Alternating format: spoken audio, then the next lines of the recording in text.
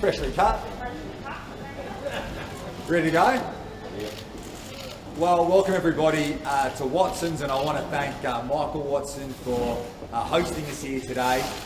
He's just not opening for the time since we've been closed during lockdown, but he's opening for the very first time, so it's doubly exciting for him and the 60 staff that he's bringing on board. I'm joined by the Treasurer, Matt Keane, by the Deputy Premier, Paul Toole, Small Business Minister, Damien Tudho, Head of Business New South Wales, Dan Hunter. Anyone else? No, that's it. So it's a team, and a team is very excited, just like every single person right across New South Wales. It has been a difficult 100 days, but the efforts that people have made right across the state to go out, to get vaccinated, has enabled this great day to occur. There are going to be challenges, we know that. I ask again everybody right across our state to treat everybody with kindness and respect, take personal responsibility. There's no doubt there'll be teething issues, but many young people are pulling beers today, probably better than Damien just did, serving tables at restaurants and cafes, who will be doing this for the first time and adjusting to a new system. So please be patient and look out for them as we move through this period of time. But as Matt will speak about, this is incredibly important for the economy. It's not just a health crisis, it's an economic crisis too. New South Wales is leading the nation out of this pandemic. There will be challenges. We need to keep people safe. As you know, there are rules in place, and there are still restrictions in place. They're not there for the sake of it. They're there because we obviously want to make sure that we look after people's health care, particularly at a time as we will no doubt see case numbers increase. We will see hospitalisations increase, but we've invested significant amounts in our health system. We now need to learn to live alongside the virus. There will be challenges, but I believe that our state is poised and ready, and that is on our people. This is not the government who's been the ones that have been able to make this decision today. It has been the great work, the efforts, the sacrifice of everybody across the state. I say to everyone today, New South Wales, you've earned it. Enjoy it. It's a great day. It's a day we should all be pleased at arriving at. But as I said, there will be issues that come up. There'll be challenges that come our way. But if we look out for each other, if we respect each other, we will be able to make sure that New South Wales gets through this period of time and comes stronger out the other side. One of the issues that Michael just raised with me is, and it's come through today a fair bit, and I'm sure it's going to be an issue going forward. We've been in discussions with the federal government in terms of labour shortages, and this is an issue that's going to face our state and the nation. It was probably an issue that we had prior to the Delta outbreak that was coming through. So it's a challenge that we're going to face moving forward. We're working with the federal government at the moment in terms of trying to bring forward that date for the opening of our international border.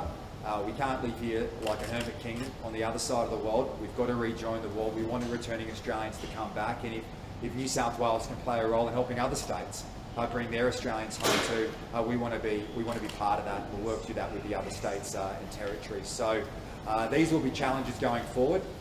This is a long way from over. It's a long journey ahead for the people of our state, but I think everybody today should give themselves a pat on the back and celebrate all the efforts and sacrifices they've made, because we're here today because of you. Now I'm going to pass to Thule, who's going to make a few comments as Deputy Premier and Regional Hero, and then Matt and Damien will say a few words as well, and then Dan and Michael. Thanks, Premier. And look, today's an exciting day. People are getting their first taste of freedom. And I think the message is very simple, that New South Wales is open. Our businesses are once again opening their doors, and we've got people that are going back to work. But I just want to say thank you to the people across New South Wales. Thank you for coming forward and getting vaccinated.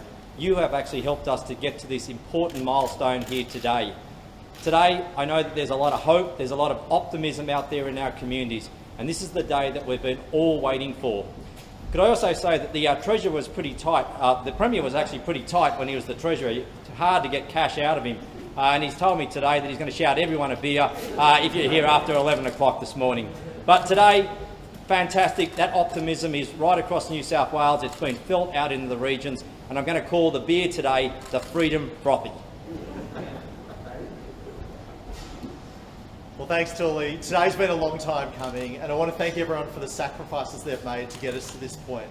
But it's now time to get business back to business, get people back to work, and get our economy roaring. Today, we know that the restrictions have cost the economy about $1 billion a week. That's a huge amount of money. So what we need to do is make sure that as we come out of these restrictions, that number's expected to halve. So we need to get out there. I'm encouraging people to go down to your local pub and have a beer, get a haircut, grab a coffee, support business across the state, because that means jobs, that means growing our economy, and that means coming out of this better than we came into it.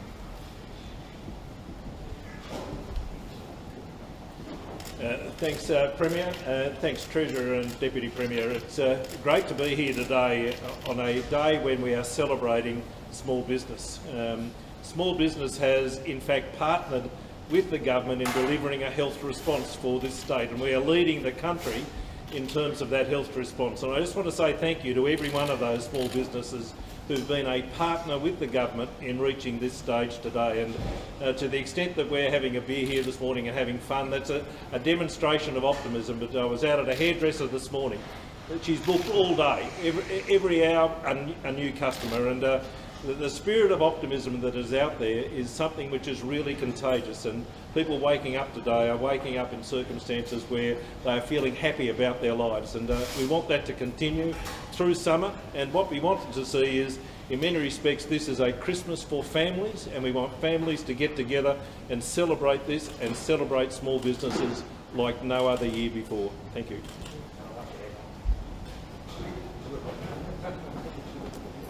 Thank you, Premier, Deputy Premier, Treasurer and Minister. My name's Dan Hunter. I'm the CEO of Business New South Wales. We're calling today Back to Business Day. It's a very exciting day for us. And what's exciting about it is it's more than just about bricks and mortars when we talk about business. We're talking about people and people's lives. It's time for us to heal, time for us to get back to some better financial well-being, and honestly, the mental health and well-being of people, business owners and staff. We're very excited today. I'd like to thank the government as well for the business packages. Half of our members across New South Wales have said that if it wasn't for the business support packages that the New South Wales government and the federal government put on, that they simply would have closed for good and they wouldn't be back today. So it's time to come out of hibernation, get out there and support your local businesses. Thanks very much. Thanks so much, guys. It's been a long time coming, but we're finally open, and we're ecstatic to be able to host you guys here today. Yeah, it's been a tough road over the last few months. However, we've got here. We're very appreciative of the support from the government. The support packages have been absolutely amazing. Yeah, and today, for anyone who's around, the first 100 people in the doors will get a free schooner, just to welcome back Freedom Day. Thank you. Thanks, John. Premier, Yep. are you disappointed that Gladys Berejiklian is not here to celebrate with you? Oh, it's disappointing. I mean, Glad, as you know, has led us through this pandemic, and it's a great day for the state. I'm sure we're all disappointed that she's not here to celebrate this great moment with the people of New South Wales, because she was, I think, an outstanding premier, the most outstanding premier we've had. She, as all the media know, I mean, she was out every single day, daily press conferences, and it hasn't just been the last 100 days. We're talking 18 months here of challenge for our state. It's been a very, very difficult time on government and on her as the leader, but I know she's here in spirit, and yeah, you never know. Glad might even go out and have a beer herself tonight, so celebrate. Do you have a sense of trepidation when you open gates today? Yeah, this is not an easy time for anyone. It's been a very difficult time for our state, and as I said, this issue is not over. There's a long journey in front of our state. There will be challenges that come our way, but we have to open up, and we have to get people back into work. We have to have businesses open for people's mental health, so they can provide and support and put food on the table. That's what we had to do. The freedom that we have today is a blessing, and it's because the efforts that so many people have made. I really want to make that point. You know, the vaccination rate, the first dose we hit, as you know, 90% on Saturday. We still need to get that double dose vaccination rate up and that first dose up. And the faster we do that, the more we can open up in a safe way. And the effort of the people of our state today has been great. There is more to do. For those who've made their second appointment to get a second dose vaccination, please keep it. For those who haven't yet been vaccinated, please go out and get vaccinated, because that keeps you safe, it keeps your family safe and your friends safe. So, Liz, to your question, yes, there are challenges and there will be difficulties that come our way, but we are best placed to deal with those challenges because of our investment in our health system, the investment we've made in our people, and ultimately the efforts that everybody's made around the state to get vaccinated. Regarding some people are calling it Freedom Day. Others are concerned it's being called Freedom Day. How do you describe today? I think it's a great day, and I see it as a day of freedom. It is a freedom day. It is. I mean, people are going out for the first time. Businesses are opening up, but that means it needs to be done in a measured and safe way. Let's not get caught in semantics about how we want to classify the day. What's most important is that for the first time in a long time, people are getting the opportunity to go back to work. Businesses that have been closed and businesses that have been crippled are excited today, having the opportunity to open once again, and what a fantastic thing that is. So people can call it whatever day they want to call it. I just think it's a great day for the people of our state based on the efforts and sacrifices that everyone's made. Premier, regarding 80%, it looks like the way we're tracking will probably hit that benchmark next Monday potentially. That would then mean we could wait another week for the rules to change. Would you consider maybe adjusting that week-long wait to after a week or so? Well, I won't make policy on the run. We'll do things in a considered way. We had a lot of interest and pressure from people about bringing the day forward from Monday back to last Friday. We didn't do that because, as Dan will know, the consultation with industry has been key in providing certainty and stability for businesses, and that commitment and understanding where the roadmap was at is important. We've always said it'll be the Monday after we hit those milestones, but we will always look at it. We'll make tweaks and changes as we go along. It's not a set and forget, but as much certainty and stability that we can provide in relation to the roadmap, we will. And we know that businesses, and I made this point yesterday, and I really want to thank Business New South Wales and industry across the board, because the level of engagement that we've had, it fills me with a lot of confidence that we'll go through this period of time relatively smoothly, as challenging as it's going to be, because the communication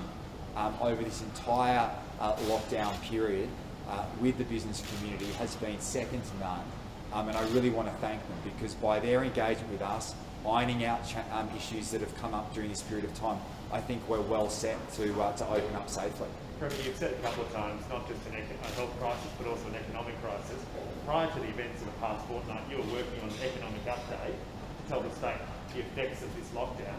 Is there any further timetable as to when we'll get that update on how much the economy is actually being hit? Yeah, I think Matt Keen's the new treasurer. It's now his responsibility. Even though I've got to so blame him. I'm out of that job. The economy is his problem. We will be providing, or Matt will be providing an economic update this week. We have obviously in the lead up to this period of time worked very closely on the economic recovery plan. We will be releasing that over the coming weeks, and we'll start making announcements in relation to that. And those aspects will be focused on, as we move away from providing direct financial support to businesses, we will move into a range of programs that will help stimulate and drive the economy as we head into summer. It's going to be a very bright summer, but we can't rest on our laurels. Our economy at the June budget was stronger than it was at the outset of the pandemic, and I have full confidence we'll get there again. I think there's more challenges this time around by the nature of this lockdown, but business confidence is key, consumer confidence is key. That's what helped drive our economy through this last pandemic. So that's why everyone across the state, I know there's built-up demand, in a responsible way, go out, and Paul Toole raised this point really well, go out and support your local businesses. You know they've been doing it tough. You can get out there and lend a hand to those businesses, your neighbours who are doing it tough. Go out and spend, because your spending helps them recover and get people back into work.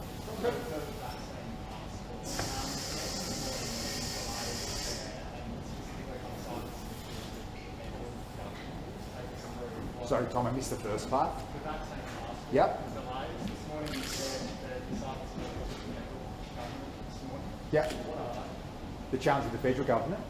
Oh, so I think, look, the first point I'd make in relation to the passport issue is that it was never going to be an impediment in relation to opening up. The Service New South Wales app is national leading when it comes to QR codes and check-ins, and what we want to do is connect that with the federal government data in relation to immunisation. So when you do come and check in at a cafe, a pub or a restaurant, hairdressers, that you're able to do so in one transaction. So you'll be able to use your Service New South Wales app. Now, my understanding from the Customer Service Minister is there's been some challenges in obtaining some of that data from the federal government, but he is commencing the trial in certain parts of regional New South Wales today. But to everybody across the state, if you use your Medicare app, it's got your immunisation certificate on there. I did it last night. It didn't take me about 30 seconds to do it. And if you don't want to use the app, you can also contact Services Australia and download your immunisation certificate. You can print that out, and then you can take that along as well. So yeah, it will be a two-stage process rather than one stage, but let's not let perfection be the enemy of the good here. And that's why there might need to be some greater patience from patrons coming in and out. Please respect everybody as we do it, but Tom, to the question, if we can get that done as quickly as possible, I know that the Customer Service Ministers are working tirelessly to get it done, so that's a one-stop shop there through Service New South Wales. Premier, we're getting a lot of reports already that the vaccine passport fraud at venues, people showing photographs of something they downloaded from the net, etc. But there's not much that you can do about this. Is there the police can do about it? How big a problem is it going to be?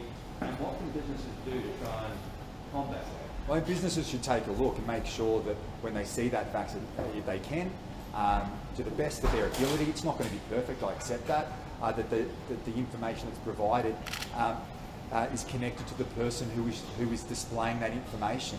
But you know, there should not be fraudulent activity. And I ask everybody across the state to follow the laws that are in place.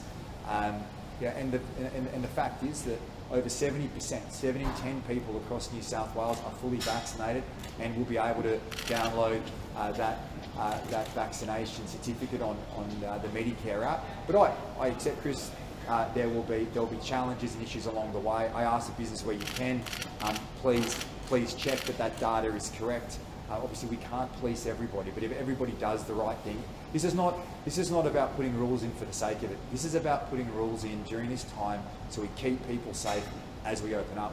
I don't want to go backwards. The government doesn't want to go backwards. Businesses and workers around our state don't want to go backwards, and the only way we can do that is everybody looking after each other and abiding by the rules that are in place. Premier, you mentioned, Premier, that case numbers will rise, hospitalisation numbers will rise. Are you confident, though, that given quite dire forecasts of about a month ago, that they won't be reached for hospitals and ICUs?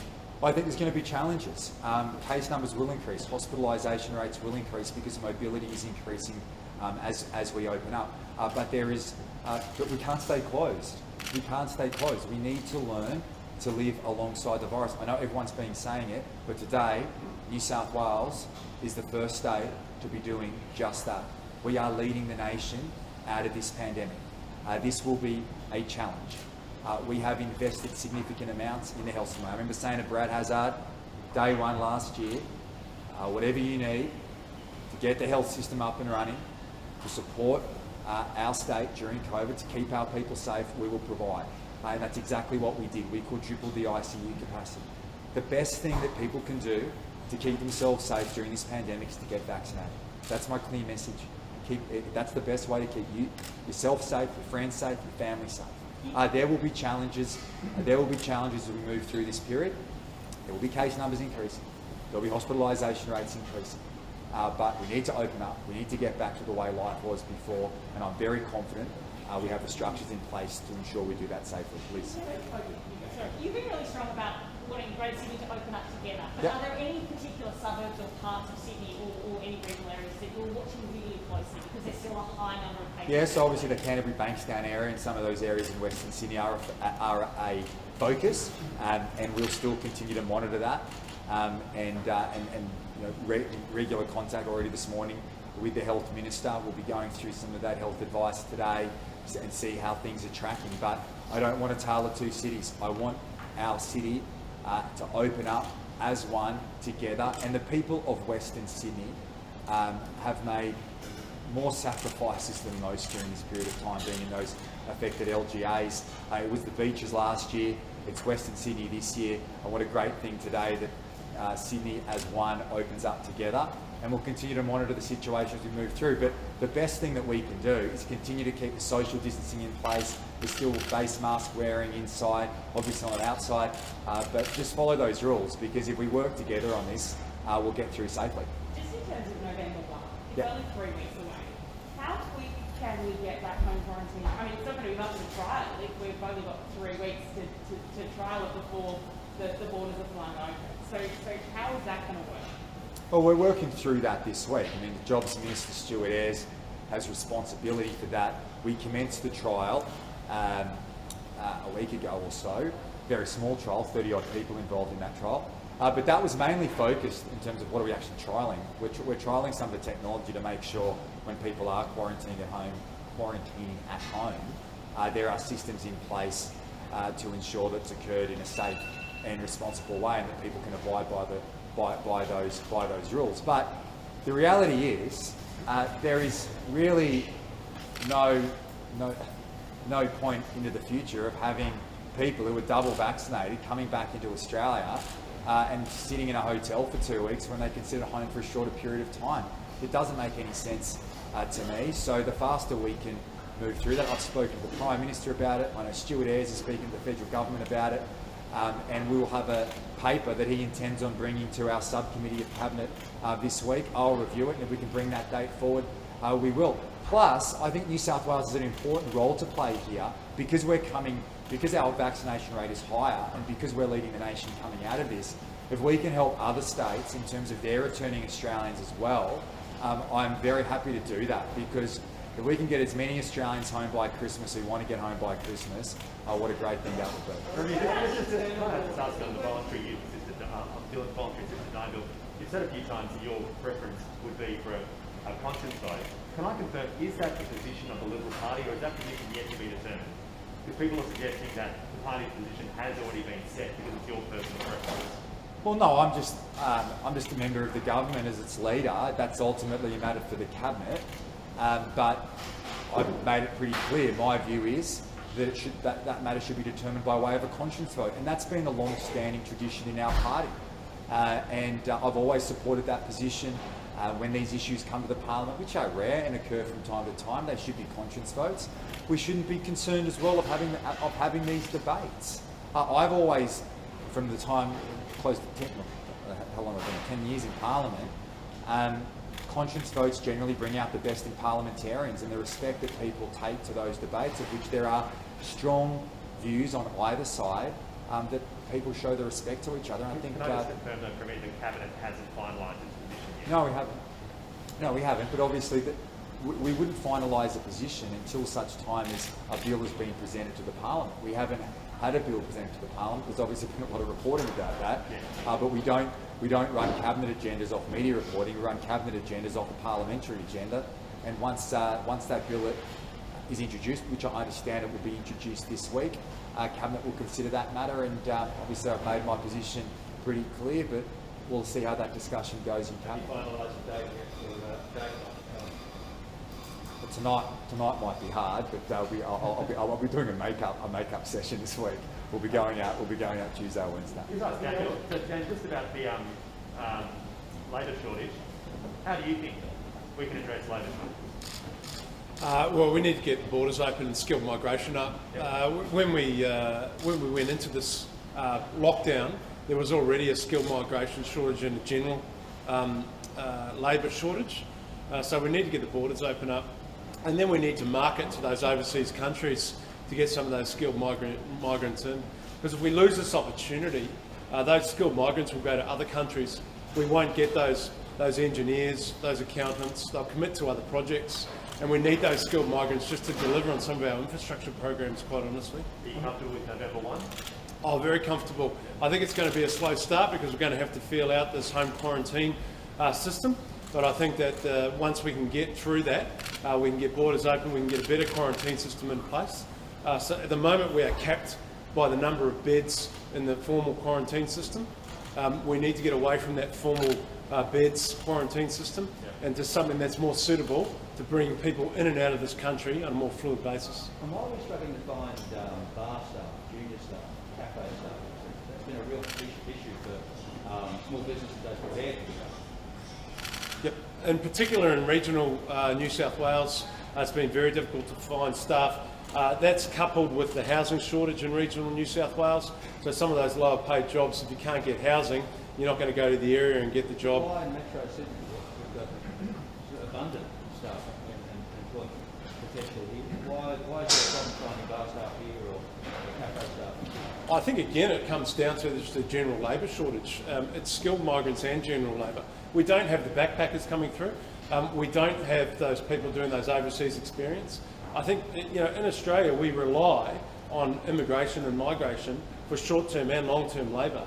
So the key really to get this bounce back and to make the most of this opportunity, these economic opportunities that are around at the moment, is to get the borders open.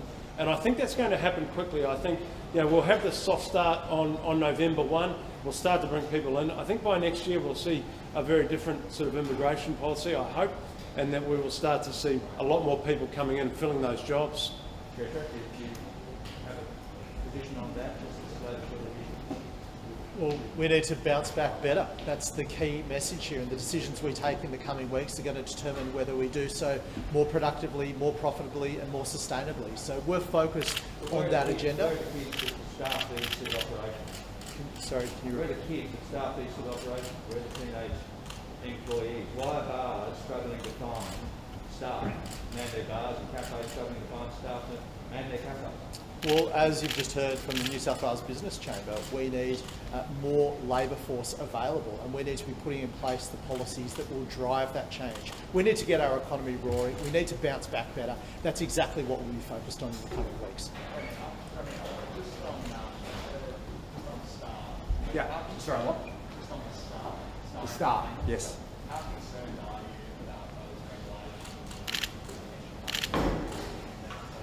Look, obviously those reports are concerning that were in your newspaper overnight. There's a review being undertaken by ILGA in relation to STAR's obligations, whether it's fulfilling its statutory obligations.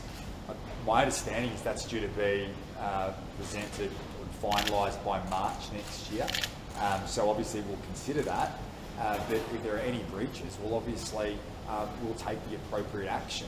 So that review is being undertaken right now. The government will consider it when we receive that report in March next year.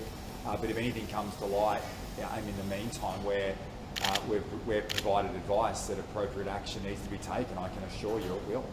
You've had a haircut today. Chris Minns is also having one right now. Do you think he should have kept the mullet?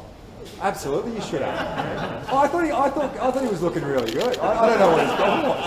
I would have loved to have seen him tomorrow in the Parliament with that mullet. But anyway, good on him. Good on him. And we'll see him in battle tomorrow. Premier, just on casinos again. You indicated much earlier in the year that Crown was most likely to be given their licence around October. Obviously the pandemic can change the timeline. Do you want to see Crown offering gaming facilities by Christmas?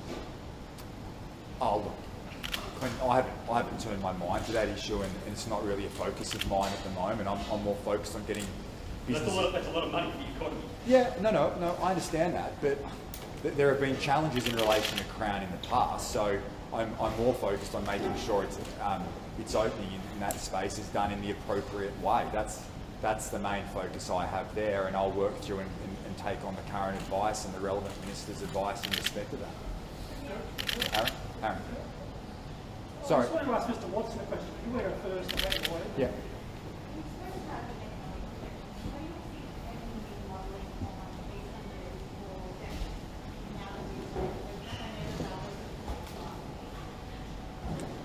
Yes, so obviously when we have our cabinet meetings, we receive advice from health in respect of modelling that demonstrates that obviously as mobility will increase, case numbers will increase and hospitalisations. It's very pleasing to see today that the case numbers, hospitalisation and ICU presentations have been lower than what we expected. So that's incredibly positive and should give hope and confidence that as we open up in a measured way, we are in a very good position to be keeping people safe. But I have to keep making the point, there are still restrictions in place. It's not a free-for-all. It is opening up in a measured way, and if everyone can look after each other and respect each other, we can get people back into work, we can get businesses open, whilst at the same time keeping people safe. Aaron, you got time? I just want to ask you how hard it was to get staff today. You could just explain a bit about how long it took you to find people. It is really hard, yeah. I think it was one of our, apart from the lockdown itself, one of the biggest hurdles that we had to overcome. Really? We really rely on overseas travellers, backpackers and the like, and they're just not here, or they've taken roles elsewhere. But yeah, we've really struggled to find staff. We're lucky enough that we've got enough people here today to open the doors, but it's been tough. Why is that? Like, surely there's a lot of people in Sydney who haven't been doing much. It seems like the case, but we've had job adverts out via social media, the likes of your large recruitment agencies, and they're just not around to get. I think the supply outweighs the demand. I think people sort of sitting around taking possibly money from the government. Possibly. So they don't want to work. How's the interest? Are the phones running hot with bookings? And they are actually. They are. We're booked out. We're booked out for this evening, so we can't take another booking. Unfortunately, we had more bookings on the deck, but the weather has not played in our hands today. But yeah, the influx of reservations and bookings has been phenomenal. It's been great. Does the first 100 beers count their 5? We're down to 95. Yeah. We've spoken extensively about international borders. Have you done any work and spoken to the Victorians about the interstate border? I mean, we're virtually in I spoke to Dan Andrews on the weekend about that issue, and we want to work very closely together on it. They're obviously a few weeks behind us. Their case numbers are still higher. Our roadmaps are similar, whilst theirs are slightly more conservative than ours. But I don't think they'll be too far behind, and I want to have that Victorian and New South Wales border open as quickly as possible. So does the Victorian Premier. But their main focus at the moment, and clearly it needs to be, that they're dealing with what we were dealing with just a few weeks ago. So I wish them well. I know it's an incredibly challenging time, and hopefully to everyone in Victoria today, that New South Wales gives them some hope that this is what lies ahead. And we've had our lockdowns in our state, but the people of Victoria have been in lockdown a hell of a lot longer over the last 18 months. But to them today, I think this should not be seen as something that's negative, that they should see this as a beacon of hope of where they will be shortly. And then once we get to that point, then I think what you'll see is that Victorian and New South Wales border open. Our discussions have started, but ultimately right now we just want to make sure both states get through this period. The talk. No, we just had I want to go into private conversations, but like we had a discussion around where we were sitting and our commitment to opening the border, and that's something we'd want to do together and work through it. But you take it from Dan's perspective at the moment, he's got higher case numbers. They're still in a lockdown period, and he's got to deal with what's in front and centre at the moment for Victoria, and here in New South Wales, I'm focused on making sure we open up safely. We're going to have some issues, as I've said, in terms of making sure that this is done in the seamless way as possible, but we're focused on it. It was worthy enough of a discussion. But the question Chris raised, I think as well, in Aaron on labour shortages. This is not a new issue. It's an issue that was around last year, pre-Delta. But that's why we need to get the international borders open. And that's not just going to be issues of labour shortages in New South Wales. This is going to be a national problem. I know the federal government, I had discussions with them and the federal treasurer prior to being in this role about how we can expedite that and bring it forward. and the first thing we can do is get our borders open. So, you know, Minister Ayres is working on this at the moment.